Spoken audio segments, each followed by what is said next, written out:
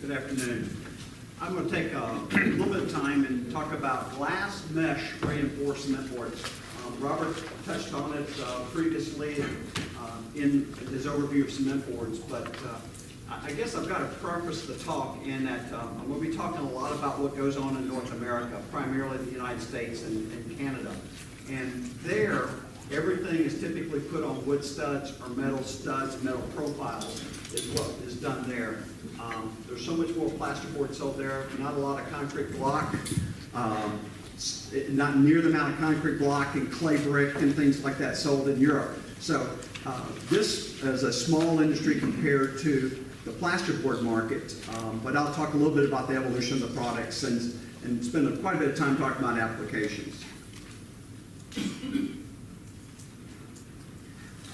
Cement board, as I said, it's a glass mesh. It's made of Portland cement, pozzolanic materials, sand aggregates. Our product that we sell is made out of polystyrene. Others use expanded shell, lightweight fillers. Fiberglass mesh, that is the strength. Fiberglass mesh to cement, our cement board, or the glass mesh cement board backer units, as it's referred to in North America, is like what paper is to plasterboard. That's where your strength comes from for a lot of the flexural and other requirements. And then naturally some proprietary agreements by the different manufacturers. It's very versatile, can be used inside as an underlayment for ceramic tile, exteriorly, and I'll take you through a number of different applications.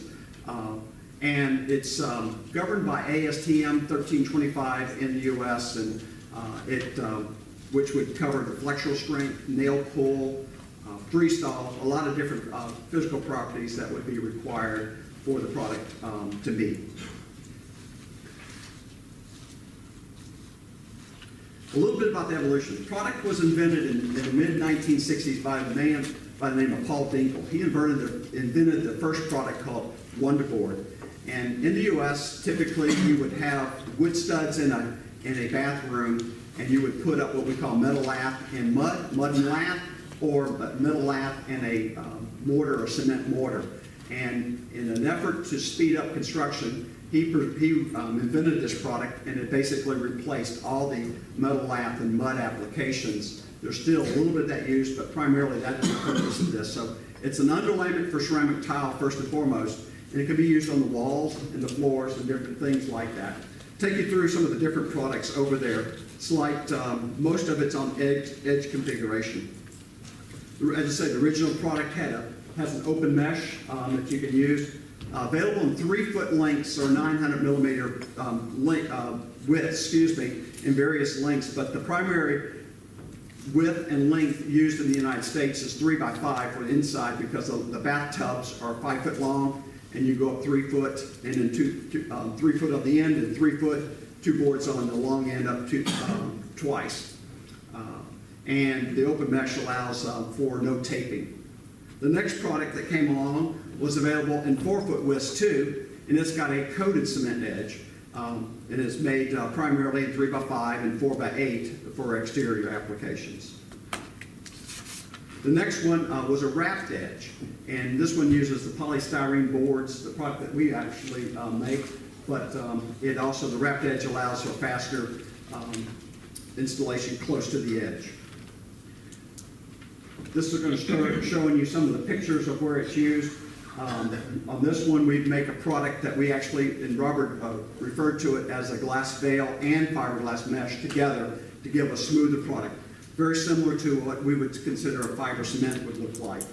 But here showing you the typical application is on the floor. Once again, in the United States, there's not, in a lot of applications, you have a plywood subfloor or wood subfloor over wood joist, and then you would put your cement board and then your tile. So that's, once again, on the inside, it's tied a lot to the ceramic tile installation. Next one is a flexible cement board. Actually brought a sample here. It's called Permabase Flex. It's a product that we manufacture, but you can actually take this around about a 6-inch column, and we make it in a 3x6 and a 4x8 product. But a really neat product that you can bend around radiuses and things like that. Happy to show it to you if anybody wants to see it, but We'll be bringing it home. The downside about being in this industry is your samples are pretty heavy, so it'll be something we'll leave here. But a flexible cement board. You can tell by the pictures you can do benches and showers, radius walls, and so forth. So a lot of flexibility in design. Fire rating, very important. Coming from U.S. and Canada, the plasterboard does a great job providing fire protection. The cement board with different systems can do the same thing, not to the degree plasterboard can, but it does have a lot of fire rated assemblies, 1 and 2 hour being the typical ones needed in North America. Applications. Typical bathroom in the United States, you would see flooring applications, wall applications, around tub enclosures, but this would give you the different places that where cement board would be used. Garden tubs, countertops, we'll probably have that. Steam rooms, saunas. Once again, unlike plasterboard, water will not affect this product, and it will stand up to a lot of issues with when water infiltrates it. Some more interior applications showing you over on the bottom right-hand side, you'll see the plywood subfloor. You come over with some thin set, and then you put your board down, and then you put thin set and your tile on there. But there, and then walls and places like that. Exterior, large applications here. We'll start showing you places where you use stucco, masonry veneer. We'll show you some outdoor living areas, pool decks, and you can also do tile on the outside too. But very versatile when it comes to the different applications. This is going to show you on the top will be an apartment job that's going to have some masonry veneer on it. The bottom would be a single family home with, you could put render or stucco or thin brick or masonry veneer. Cement board stucco. Eaves is used a lot around the world. In the United States, typically you would start with a sheathing, typically a glass mat sheathing in the United States. Then you would put beadboard, polystyrene, and then you would put up your base coat and your finish coat. This right here, the cement board in this application replaces the beadboard, so it gives you a much more durable product that doesn't have the indentation and the impact resistance sometimes that polystyrene would have. So just another application way to install in different wall assemblies. Masonry veneer up here, once again, is showing the versatility. You can put stucco, render, just whatever product you want for variety of finishes.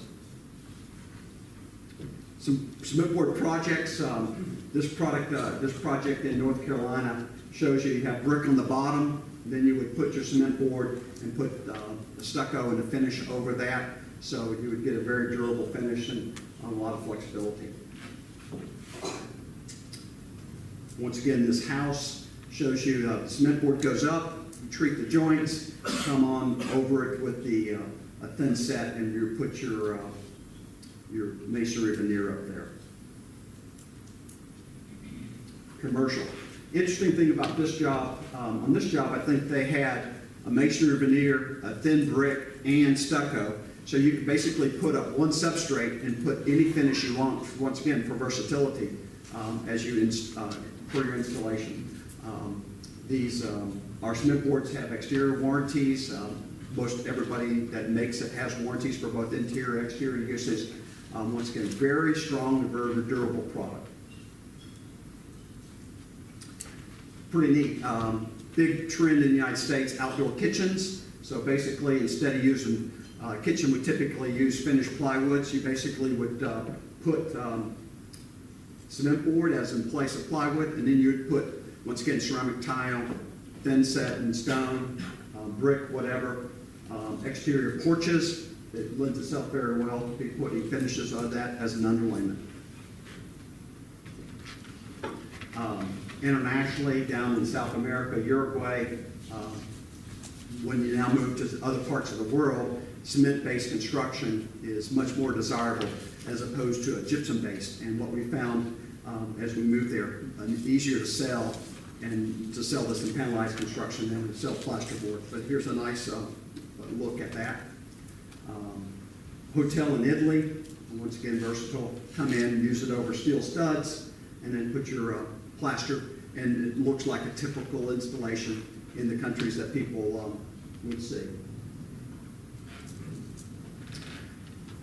Interior, radius construction, ceramic tile going over that, the job in Italy.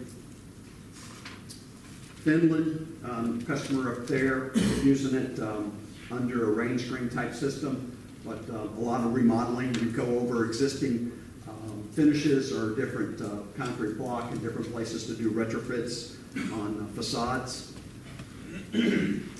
Mexico, very strong cement block based construction, but as more U.S. businesses move down there, they bring U.S. architects, which typically bring the U.S. type of construction, steel studs, plasterboard, and then on the exterior you use cement board. Greece, a lot of versatility you'll see over in different places, but nice market over in that part of the world. The radius construction, once again, just this is a job in Turkey where you do different types of construction, but the cement board is very versatile. Canada, our original plant that we purchased started in Canada.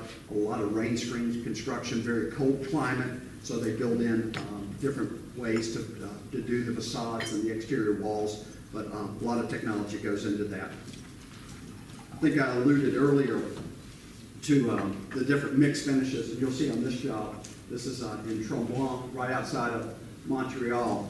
You'll see this, this project, and it's millions of square feet of different products used over a series of years, but stucco, brick, stone, different things.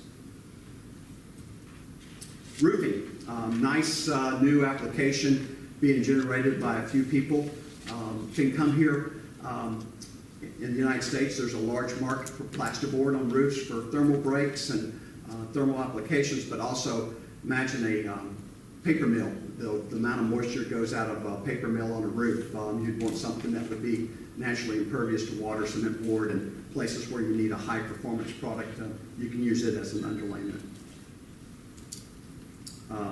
This is just an incredible shot of a job in Ireland with used in a pool application with a perma-based flex. It's really gave the architect a lot of flexibility, no pun intended, to create some really neat design elements.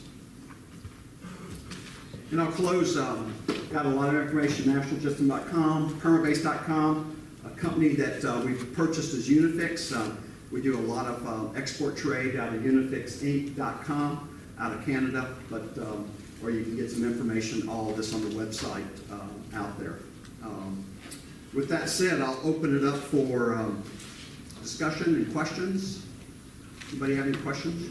That's great.